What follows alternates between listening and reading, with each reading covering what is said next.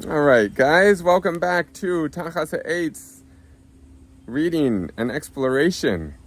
We've got the month of Elul upon us. We're blowing the shofar. The king's in the field. We're getting ready for all the high holidays. We're polishing up our mitzvahs. We're learning better. We're for sure making sure to be nice to all our friends. And we here today are going to be reading this beautiful book by Minna E. Gordon and Dasi Prus. It's called the Yom Kippur book, Better Than Before. And I'd really like to give a big shout out to Minna E. Gordon and Dasi Prus. I wish I had these books when I was still a teacher. They were not around though.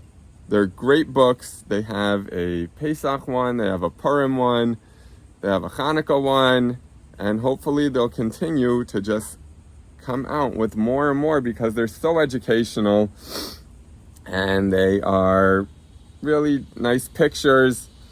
They put all the information in a concise way. So let's jump right in.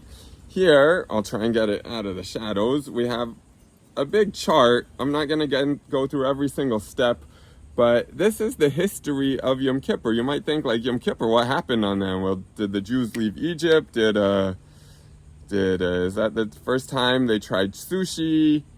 Did Moshe stub his toe? No, it's actually pretty complex. It's a little bit complicated.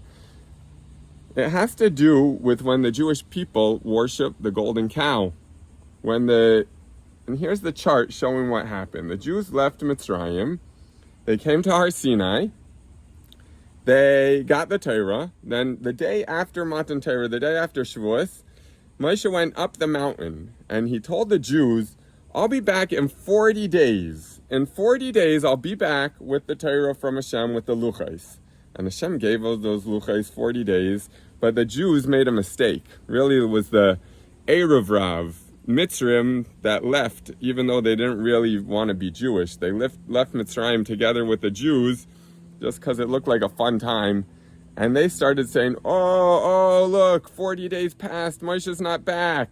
Moshe's gone, Moshe left us, we need to make a new leader. And all the Jewish people started freaking out, going crazy, and we won't get into the whole story then because it's long, but they actually ended up making an idol, a golden calf. And when Moshe came down on the right 40th day, he saw it and he said, smash! He loved the Jewish people so much, he broke the Torah, so that way, if they don't have the Torah, there's nothing wrong with them, not nothing wrong, but it's not as bad if they're serving an idol. So he broke it. He said, that was very silly of you guys to do. I have to go back up. I have to go back and daven to Hashem. I don't know what's going to happen. So he went back up Har Sinai. He davened to Hashem for 40 days to keep the Jewish people. Hashem agreed. 40 days later, he comes back down. And then he says, I got forgiveness for you, but I wasn't able to get the Torah back. Just Hashem said he's not going to destroy the Jewish people. But he didn't say that he's going to make you his special chosen nation. I got to go back up. So a second 40 days. So this is actually a third. He went up 40 days to get the Torah, 40 days to get forgiveness for the Jewish people, and then another 40 days to get the Torah again. And like we'll see in the book, this time he had to make his own luchais. And when he came down on that last 40 days, that was Yom Kippur. He went up on Rosh Chodesh Elul. That's one of the reasons that Elul is such a special month, because during the whole time of Elul, Moshe was davening for the Jewish people to Hashem to make them the special Jewish people. And then he came back down on Yom Kippur. And since then, Yom Kippur has been a very holy day for coming back to our original self, cleaning off all the narishkeit from our neshama, and now we can get into the book. I know that was a long intro. I'm sorry about that, but I feel like it was important to know. The Yom Kippur story begins more than 3,000 years ago, when the Jewish people were freed from the Egyptian king Paro.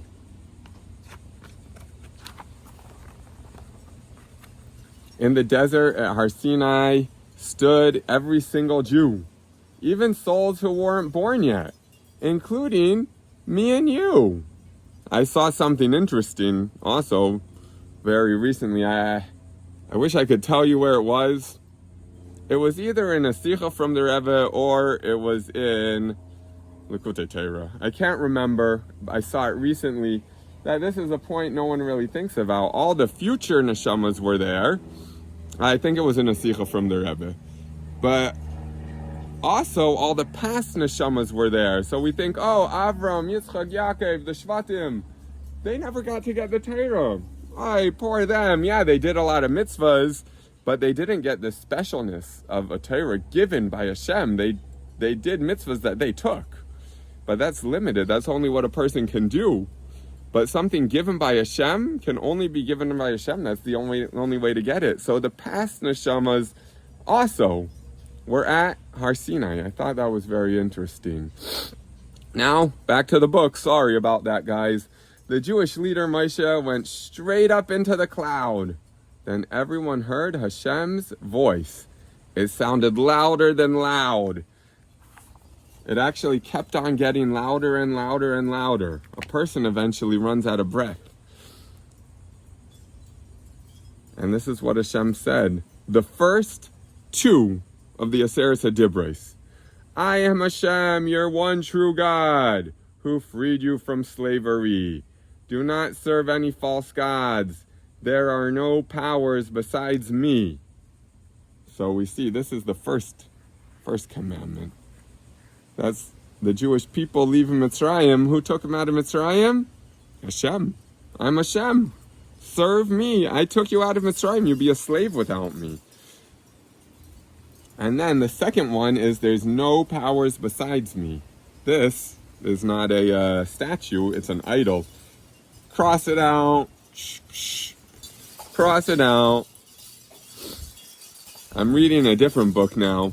And one of the men in that book is named Queequeg, and he has an idol named Yojo. He has an idol named Yojo.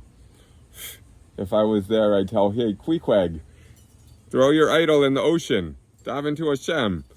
All the Aseret HaDibros the Jews accepted and heard. Each corner of the world was filled with Hashem's mighty word. With these 10 commandments, Hashem gave us many more. Each mitzvah in the Torah makes us better than before. See, there's different levels. Hashem gave us 2. The first 2 we heard direct from Hashem. The 10, the Aseret HaDibros, the other 8, Moshe told us. But it was still at Har Sinai. They were written on the luchos. Then, the rest of them, the rest of the 603 mitzvahs outside of those 10, Moshe wrote them down in the Torah and taught us during the time we were in the Midbar. But they weren't said at Har Sinai. A lot of people only know about the Aseret HaDibros, but really there's a lot of other mitzvahs too. And they all have the same strength. They were all included in each other. Just they were revealed at different times.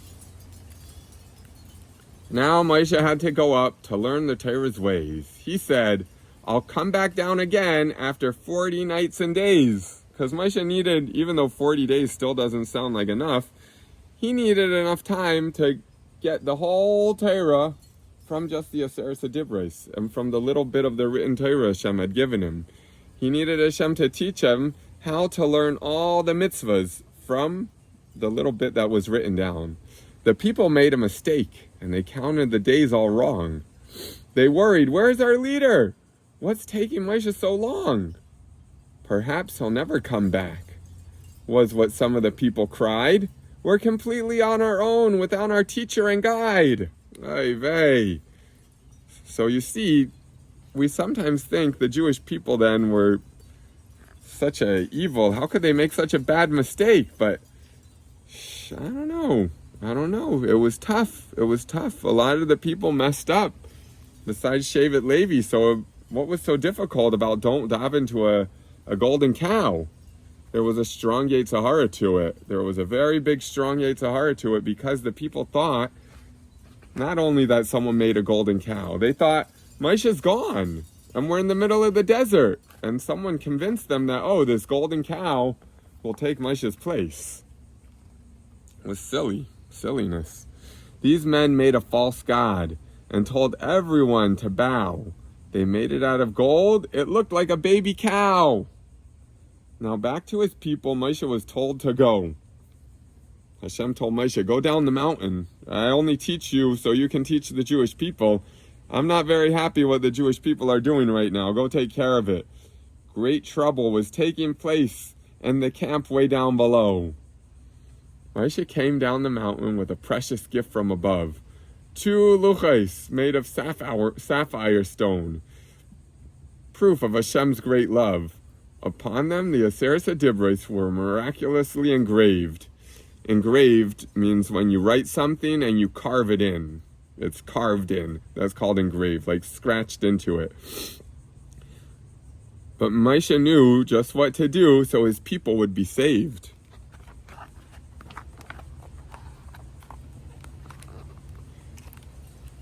Moshe saw some Jews worshiping the calf they made of gold and shocked them into stopping with an action quick and bold.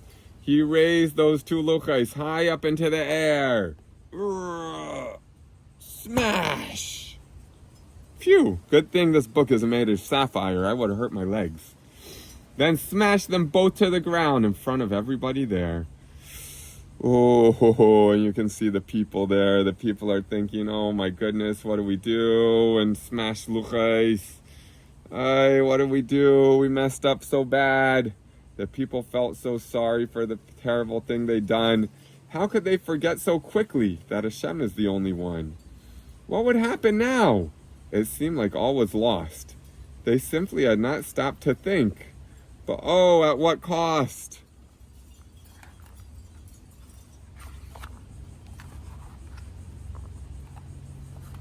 Good thing they had Moshe.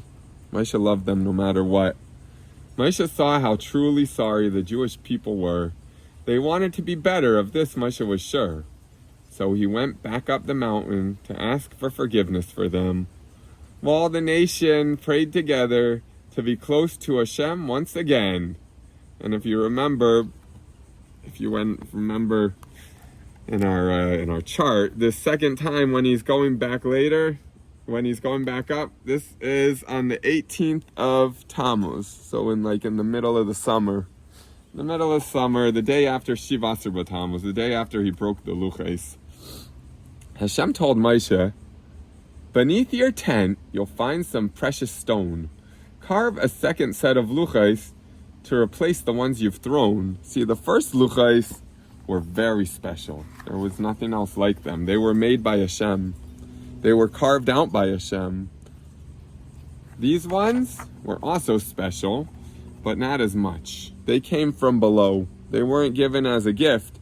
Moshe had to carve them out himself. See, he's chiseling them away from the ground.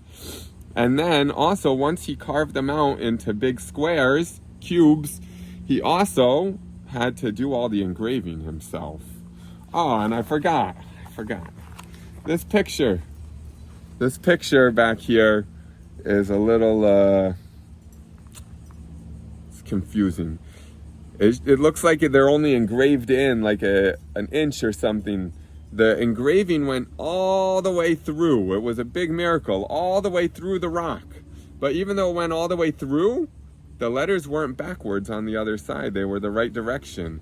And you could also see them if you were looking at the side. You could see it from whatever direction. And let's see if we could find, I can't find a letter, but any letter that's carved all the way like a big circle, like a mem, let's say. There's no mem over here. There would be, but it's cut off. Kabed es avicha esimecha. There would be a mem. So the middle of the mem was floating there. But this is not a Shavuos class. This is reading a Yom Kippur book. So let's get back. He's carving the second set of luchos. Moshe Rabbeinu, the one and only. Not the one and only. There's a Moshe in every generation.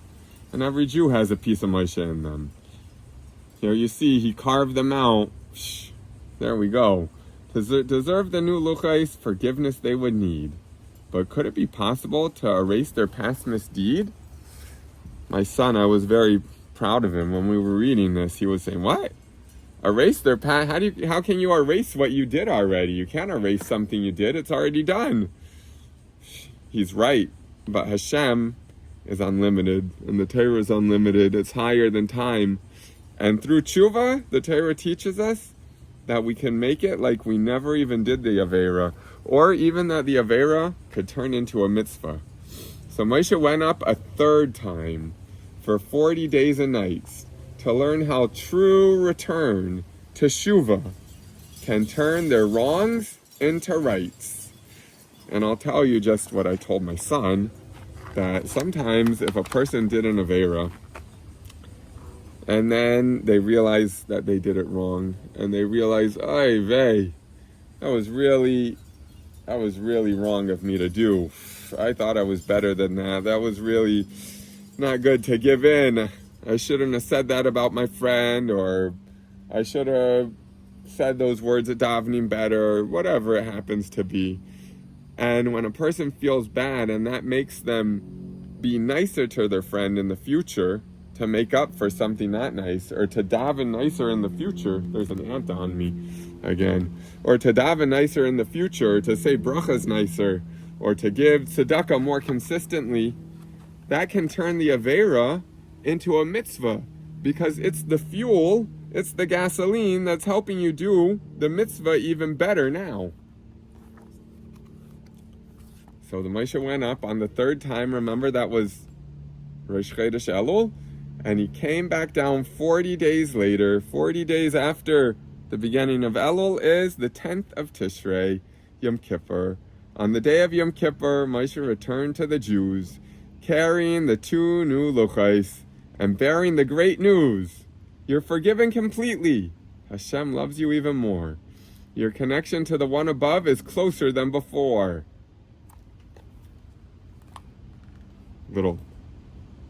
They could have said better than before. Or maybe called the book Closer Than Before. But they called it better than before, and they wrote here, closer than before. Sounds like something I would do. By returning with your whole hearts, much more you have earned. With these new luchos, I have brought more Torah to be learned.